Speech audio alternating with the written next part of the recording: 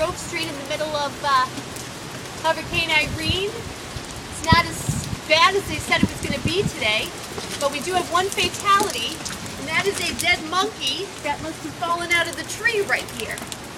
Poor little guy. It's gotten windy, but I don't see that it's that windy. It's not that windy. Oh! That was a box flying by. It could have killed me. All right. Any more debris coming my way? I don't see anything. It's not that bad out. It's not that bad out at all. No?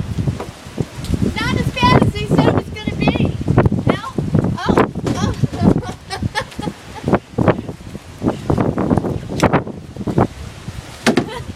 Oh, wow. Things are really starting to fly here. Oh, wind's picking up. Oh God. Oh God. The van's like 10 feet away. We gotta get out of here. Oh God, it's coming. Oh. Oh God. I don't know where to go. Where do I go? Back to you, Jane, at the studio.